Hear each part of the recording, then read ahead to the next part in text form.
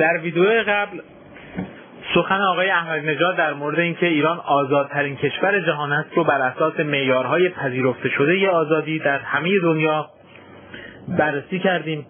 وضعیت ایران رو در مورد آزادی رسانه‌ها و روزنامه‌ها بررسی کردیم و دیدیم که یک شخص برای اینکه بخواد یک روزنامه رو ایجاد بکنه شاید سالها باید منتظر بشه تا مجوز روزنامه بهش بدن، به خصوص اگر خودی نباشه. امکان هم نداره یک نفری که نظرات منتقدانه و مخالفی داره مجوز روزنامه رو بدن. در مورد آزادی اینترنت دیدیم که بالای 5 میلیون سایت فیلتر شده در اینترنت ایران وجود داره. این سایت ها فقط سایت های مستهجن نیستن، شامل سایت های سیاسی، خبری، اجتماعی، علمی، پزشکی، آموزشی، دوستیابی، موزیک، حتی فروشگاه‌های اینترنتی. شما هر سایتی رو بخواید دسته‌بندی بکنید در اون دسته تعدادی از سایت های فیلتر شده نیز وجود دارند.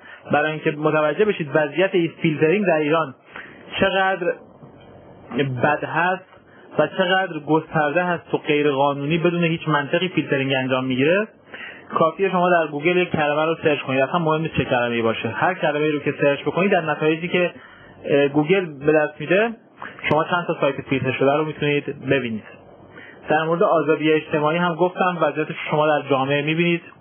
آزادی اجتماعی سطحش مطلوب نبود در جامعه ایران، در زمان آقای احمدی نژاد بدتر شد. بنابراین در مقایسه این دوره با دوره‌های قبل ما وضعیت پسرفت رو می‌بینیم. حالا چه برسه با مقایسه با وضعیت جهان، وضعیت گشت ارشاد و برخوردهای امنیتی با قضیه مثل موی پسرها و مانتوی دخترها چیزهایی است که مستقیم زیر نظر وزارت کشور و طبق گفته رئیس پلیس ایران با دستور مستقیم رئیس جمهور انجام شده و امکان نداره رئیس جمهور مخالف این قضایا باشه و این اتفاقات در نیروی انتظامی بیفته. معیار دیگه‌ای که در مورد آزادی وجود داره آزادی انتخاب کردن و انتخاب شدن است. ما در انتخابات ایران آزادی به معنی واقعی نداریم. از طرفی انتخابات در ایران به معنی واقعی کلمه موجب به انتقال قدرت نمیشه. هدف انتخابات در همه جای دنیا انتقال قدرته. در انتخابات ریاست جمهوری 400 نفر ثبت نام کردند، 4 نفر تایید صلاحیت شدن. در انتخابات مجلس شما در هر شهری که باشید حتما میتونید چند نفر از افراد برجسته و سرشناس در اون شهر رو نام ببرید که در انتخابات مجلس رد صلاحیت شدن. در میان رد صلاحیت شدگان انتخابات مجلس حتی برادر رئیس جمهور سابق ایران آقای محمد خاتمی، برادرشون محمد رضا خاتمی حضور داره. بسیاری از نمایندگان همین مجلس برای مجلس بعدی رد صلاحیت شدن.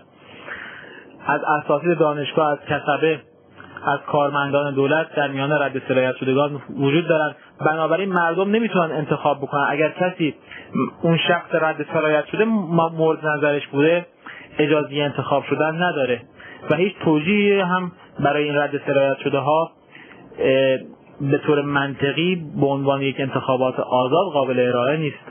رد صلاحیت یعنی انتخابات غیر آزاد. شما نمیتونید یا آقای احمدی نژاد نمیتونن که یک نفر رو نام ببرند در انتخابات آمریکا برای انتخابات مجلس رد صلاحیت شده. اگر آقای احمدی نژاد بتوانند یک شهروند آمریکایی رو نام ببرند، متولد آمریکا باشه و در یکی از شهرهای آمریکا نامزد انتخابات مجلس شده باشه و دولت آمریکا به هر بهانه‌ای، مهم نیست، به هر بهانه‌ای به این شخص اجازه شرکت در انتخابات، اجازه نامزد شدن رو نداده باشه و ایشون رو رد صلاحیت کرده باشه، من میپذیرم که آقای احمدی نژاد درست میگن، ایران واقعا آزادترین کشور دنیا است. ایشون اصلا نمیتونن یک مورد رو نام ببرن. این در مورد مسئله آزادی. مسئله دیگه ای که آقای احمدی نژاد بهش اشاره کردند، 4 سالشون مرتب در مورد مفاسد اقتصادی میگفتند و گاهی هم در سخنرانی‌هاشون بعد از اینکه میگفتن از ساعت چند اینجا بودید 11 اینا رو میگفتن و بعد میگفتن کی خسته است دشمن، این به طور روتین همیشه ادامه پیدا کرد. بعد از این در قضیه سوم میگفتن که من یه سری اسامی تو جیبم هست، اینا مفسدای اقتصادی کشور هست. 4 سال این رو تکرار میکردن. موقع انتخابات ایشون یک سری اسامی رو در آوردن و به صورت البته نه معنی دار، فقط مثلا گفتن آقای هاشمی پسراشون حالا چرا پولدار شدن و چجوری پولدار شدن، یه 3-4 تا اسامی رو همینجوری گفتن. اگر ایشون مبارزه با مفاسد اقتصادی براشون یک ابزاری شده امروز برای رأی جمع کردن در این انتخابات. این مسئله برای ما دغدغه بوده، برای ستاد آقای کروبی و خود آقای کروبی دغدغه است. اگر ایشون شعار مبارزه با مفاسد اقتصادی دادند و نزدیکان ایشون و کسانی که طرفدار ایشون بودن مثل آقای عباس پالیزدار روی حساب همین شعارها، روی سادگی و جدی گرفتن این شعارها و فکر کردن آقای احمدی نژاد واقعا روی این شعارها جدی هستند و رفتن یک سری افشاگری ها کردن در مورد مفاسد اقتصادی، افراد رو نام بردن و فسادهاشون رو نام بردن و مفصل در مورد این فسادها توضیح دادن. گزارش تحقیق و تفحص مجلس رو در این زمینه خوندن، گزارشی که در مجلس شورای اسلامی که نزدیکترین افراد با آقای احمدی نژاد در اون مجلس هستند، نمایندگان اون مجلس نمایندگان اصولگرایی هستند که نزدیکان آقای احمدی نژاد هستند و بعد همین نمایندگان نیومدن گزارش تحقیق و تفحص رو بخونند. مگر آقای احمدی نژاد نمیگوید که 200 نفر از این نمایندگان از 290 نفر امضا کردن در این انتخابات از احمدی نژاد حمایت میکنن؟ خب این نمایندگان مجلس خودشون نیومدن گزارش تحقیق و تفحص رو بخونن، ملت رو محرم ندانستن در مورد این گزارش. عباس پالیزدار هم که میاد این گزارش رو میخونه در دانشگاه همدان میره به زندان، خیال میکنه احمدی نژاد ازش حمایت میکنه، نظام ازش حمایت میکنه، اما میبینه اصلا احمدی نژاد نه تنها ازش حمایت نمیکنه بلکه حتی تلفن‌هاش هم جواب نمیده. الان 10 ماهشون در زندانه، بعد هم دادگاهش به صورت غیر علنی برگزار میشه، هیچ حمایتی از طرف رئیس جمهور نمیشه. آقای احمدی نژاد میاد برای رکسانا صابری نامه می‌نویسه، خواستار آزادی ایشون میشه، خواستار برخورد مناسب قوه قضاییه با ایشون میشه و می‌بینیم در ادامه نامه احمدی نژاد رکسانا صابری آزاد میشه. اما همچین نامه‌ای یا همچین حمایتی در مورد عباس پالیزدار که یک جانباز هست و در راستای شعارهای رئیس جمهور برای مبارزه با مفاسد اقتصادی افشاگری کرده می‌بینیم که انجام نمیشه. پس ما به وضوح می‌بینیم خیلی از مسائل رو در این چند سال دیدیم که متوجه میشیم شعار مبارزه با مفاسد اقتصادی و آوردن چند تا اسم بزرگ برای اینه که مردم خوششون بیاد، برای اینه که جنابندی سیاسی انتخابات رو طوری بکنن که عده‌ای از مردم گمان کنن آقای هاشمی رفسنجانی در این انتخابات مقابل آقای احمدی نژاد هستن. اگر این مسائل برای آقای احمدی نژاد برای رأی جمع کردن برای ما دغدغه دائمی بوده. 10 سال پیش، اون زمان که خیلی سالهای پیش، بیشتر از 10 سال پیش آقای احمدی نژاد استاندار بود در دولت هاشمی رفسنجانی، عباس عبدی مشاور آقای مهدی کروبی نقدهای مفصلی در مورد سیاست‌های اقتصادی دولت آقای هاشمی رفسنجانی نوشت و بابت همین نقدها به زندان افتاد. بعد از اون در زمان دولت آقای خاتمی، زمانی که باز هم طیف اصولگرا و آقای احمدی نژاد سکوت کرده بودند در مورد آقای هاشمی رفسنجانی و حتی ایشون رو جزو خودی‌های خود می‌دونستند و از ایشون حمایت می‌کردند، آقای اکبر گنجی مفصل کتاب نوشتن در 2 کتاب که در چندین چاپ در جمهوری اسلامی منتشر شد.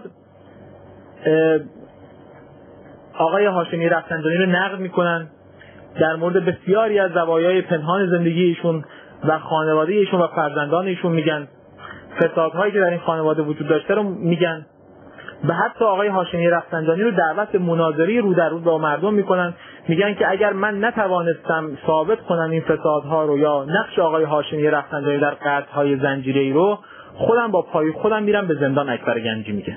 آقای هاشمی رفسنجانی باز هم حاضر به مناظره نمیشه و کاری میکنه که اکبر گنجی بابت این نقدها به زندان میفته. اون زمان که این اتفاقات میافتاد آقای احمدی نژاد کجا بود؟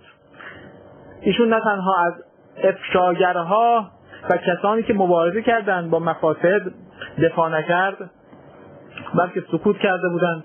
قوه قضاییه هم دست دوستان ایشون بود، مجلس هم دست دوستان ایشون بود و کاری نکرد و حتی همونطور که گفتم گزارش تحقیق و تفحص رو نخوند.